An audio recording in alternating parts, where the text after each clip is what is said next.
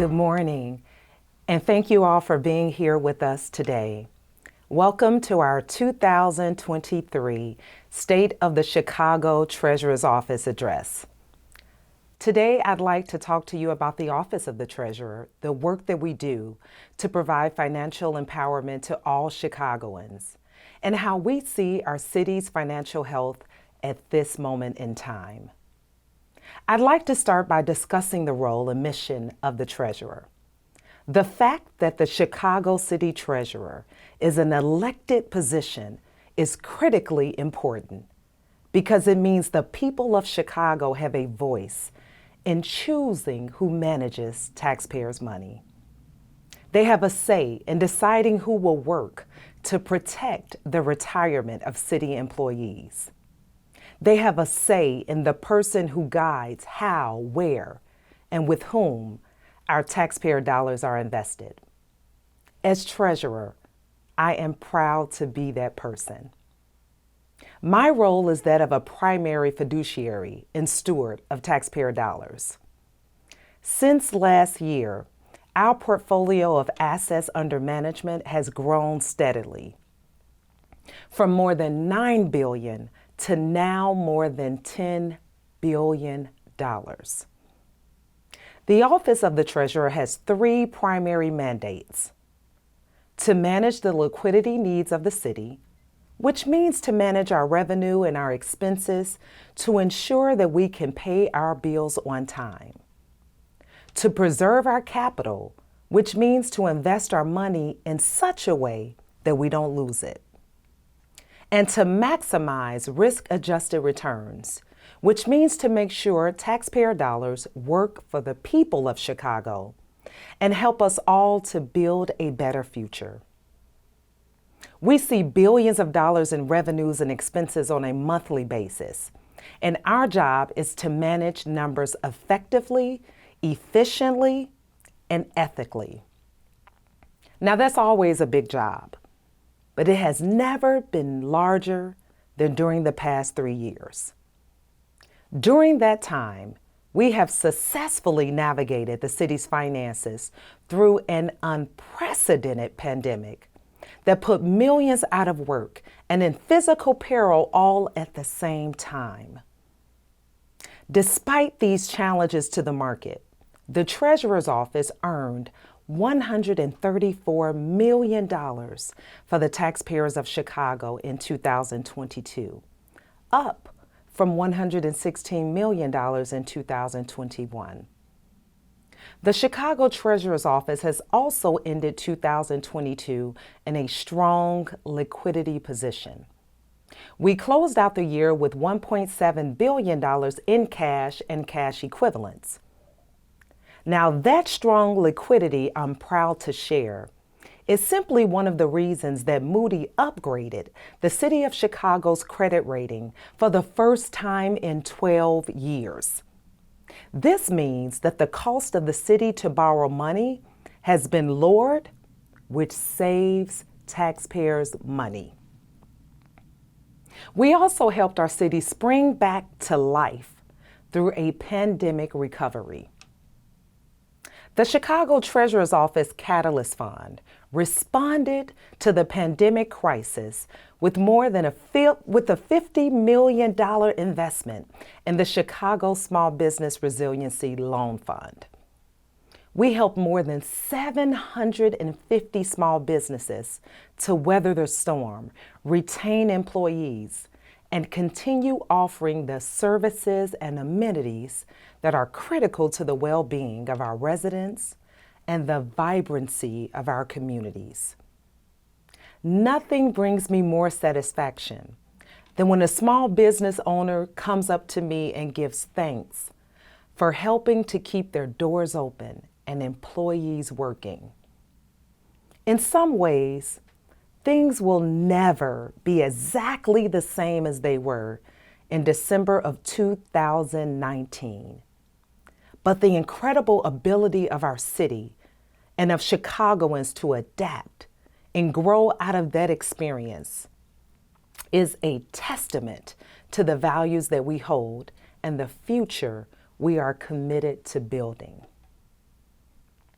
As treasurer, I am the only city elected official to serve as trustee on all four of the city's pension board of trustees, which requires me to make decisions on the investment managers and the investment strategies of these funds. And anyone who knows me knows that I take this aspect of my role very seriously, because it's about protecting the future of men and women in organized labor who worked so hard to serve Chicagoans for years as firefighters, police officers, teachers, laborers, and other municipal employees. And they deserve a stable retirement. The trustees of these pension boards are committed to our shared mission in this work, and I am incredibly proud of the great results that we're having. Trustees remain vigilant. In 2022, as a city, we advanced $512 million across 4 pension funds to meet benefit payments for our firefighters, police, laborers, teachers, and other municipal employees. And a very important point, we did this to avoid liquidating valuable assets and putting the burden on taxpayers. We avoided that. Now, I have family members that are out in the freezing cold, baiting alleys, picking up garbage. We see first responders on the front line, working paycheck to paycheck. And I recognized this problem very early on, and I was pounding the table to come up with a solution. The city had the ability to solve this problem, and we did. I'd like to thank Mayor Lightfoot for her willingness to work with me to come up with this solution. And this is not a small feat. We advanced funds to avoid liquidating assets that would have locked in double-digit losses to make an already underfunded pension system more challenging. We cannot stand by to watch our essential and frontline workers pay the price. The millions of dollars advanced now prevents taxpayers from paying billions over time. Now, each pension fund has its own MWDBE goals and targets, and I am intentional to not only reach, but to exceed those goals. Because we believe that taxpayer money should be managed by people who actually represent our taxpayers and understand their lived experiences. So we continue to push those conversations related to diversity and representation in the management of these funds. In 2022, we saw many of the same forces continue to shape the markets that we saw in 2021. Interest rates climbed, inflation remained a factor, and the supply chain issues that led to some of that inflation continued. Those factors generally create a tough environment for stocks and bonds and wipe out the value of pay raises. And in 2022 and 2023, we've seen the downstream effects continue into a wave of corporate layoffs. And while many consider the pandemic to be over, the constant mutations of the COVID virus continue to create uncertainty. Nonetheless, my team has done its job of controlling the things that we can. And one of those things is creating lasting, measurable impact. I have believed from the moment I took office that my greatest duty is to invest for maximum impact. Impact on Chicagoans, impact on our communities, impact on our finances, and impact on our future. That sense of duty drives me and those on my team to really go above and beyond each and every day. And I'm proud to say that in 2022, We took an enormous step forward when we initiated and passed the divestment of fossil fuel ordinance. Now, this process for my team happened over 18 months through the divestiture of more than $70 million through sales and maturities. Chicago is a member of C40, a global group of 96 cities representing 700 plus million people looking to address the climate crisis. And divestment from fossil fuels was a key step that put us among some of the most forward-thinking and forward-acting cities in this world. Furthermore, through the Chicago City Council, I acted to cement that action through an ordinance that prevents it from investing in fossil fuel companies that fail to protect our planet from climate change. Now, this ordinance requires that all future treasurers deliberate and determine an exclusive list of fossil fuel companies on an annual basis and prevent future reinvestment in those that remain out of alignment with our values. I understand how challenging it is for the men and women of organized labor to contemplate the shifting nature of jobs in the energy sector as society continues to move towards clean energy jobs. That's why I'm so proud of their partnership on this ordinance and their vision for how it will benefit us all long term. This process will and should evolve to incorporate our growing understanding of the impact of climate change. I was motivated to divest because of the clear consensus in the scientific community that the time to act is now. In fact, many believe that our society has waited far too long to move away from a reliance on fossil fuels and carbon-emitting processes. I have often said that our investments as a city must reflect the values of the people we represent. And this action better aligns our investments with the prevailing values of our Chicagoans. Excuse me. It is equally important, however, to acknowledge that moving away from fossil fuels is simply smarter investing. I have a responsibility to ensure a stable fiscal future for the city of Chicago. And the last few years have brought about one of the most turbulent times in recent memory for the oil and gas industry. In 2020, there were reports of over 100 energy companies declaring bankruptcy in North America. In 2022, the invasion of Ukraine by Russia again put the oil industry in chaos. Municipalities have a responsibility to be risk averse as we look to protect and grow taxpayer dollars. So divesting of fossil fuels is simply smart investing and a part of upholding my fiduciary duty to the taxpayers of this city. But I am not only the treasurer of Chicago, I am also a mother who believes that we must do everything in our power to leave behind a better, cleaner, and healthier future for our children. That means becoming thoughtful and intentional about our everyday actions, from the way we build our city to the way we invest.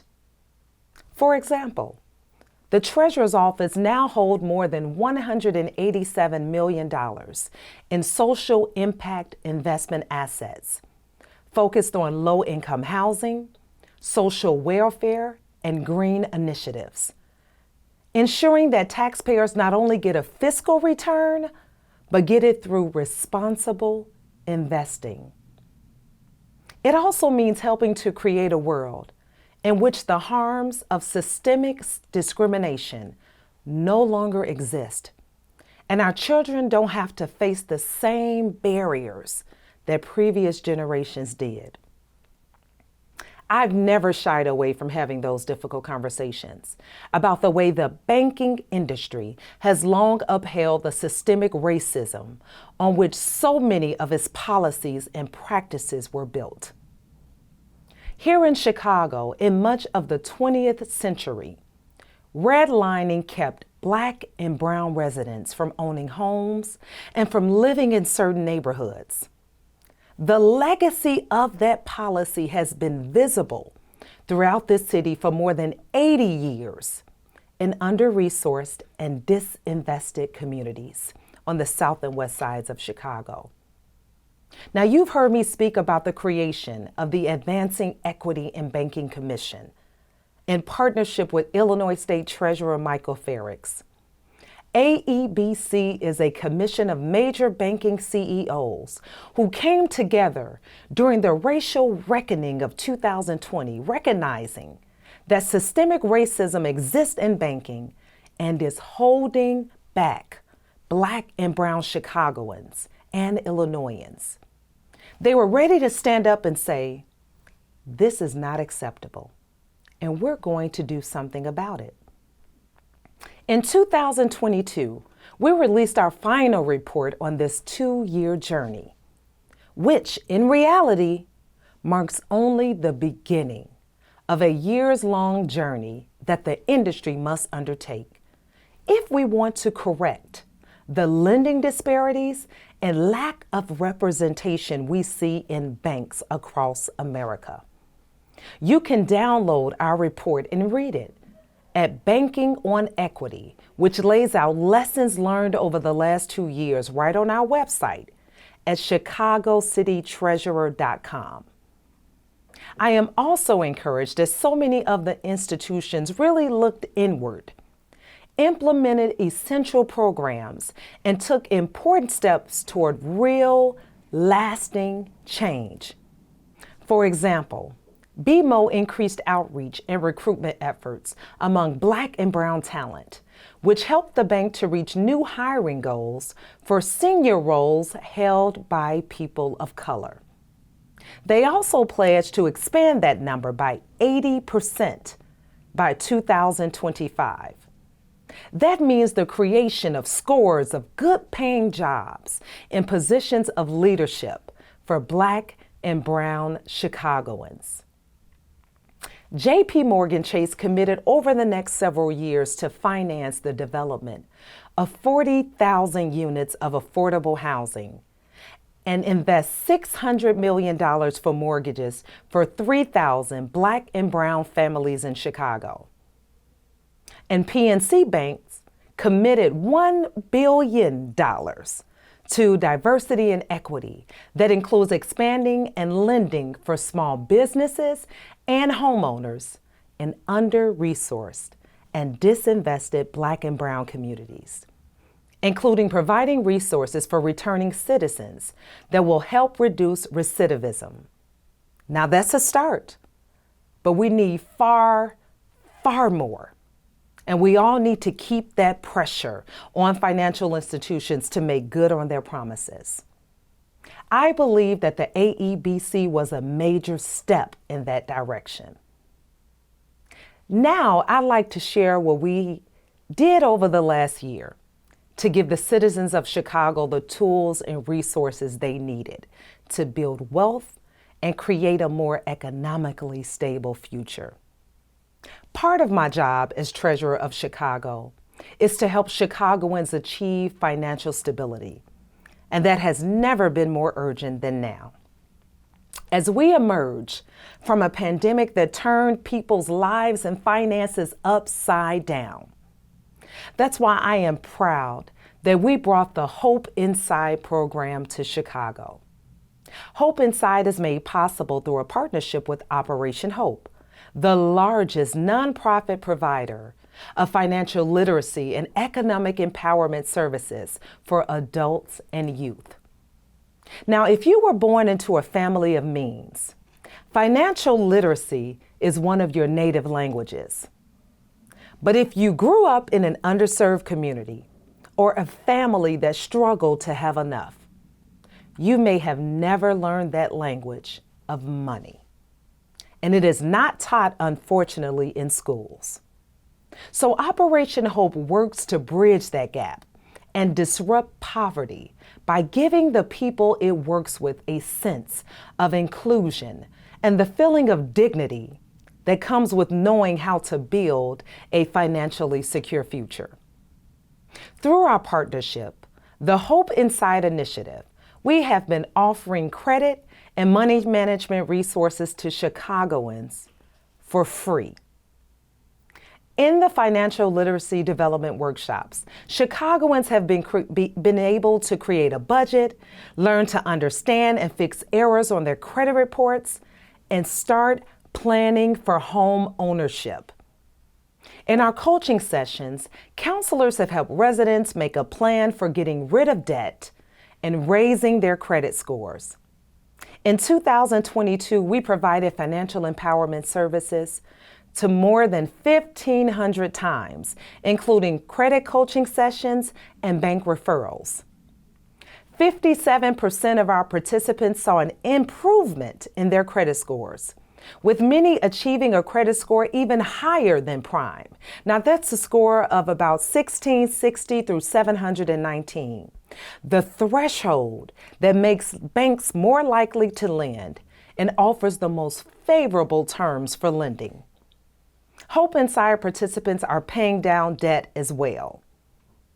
48% reduced their total debt owed to credit cards, expenses, and other outstanding loans by almost $2,000. Now, one of our participants who I recently had the opportunity to meet, Diamond Montgomery from Chatham, she told me that she paid off her credit card debt, raised her credit score by more than 150 points, and is now preparing to apply for a home loan and will become a first-time homeowner. So this program is transforming lives, and I want yours to be one of them. Be sure to visit our website at ChicagoCityTreasurer.com to learn how you can take advantage of these free financial services. Now, our webinar series, Money Mondays with Melissa, is still going strong. Since we launched during the pandemic to provide Chicagoans with important information on financial health and access to resources available to them.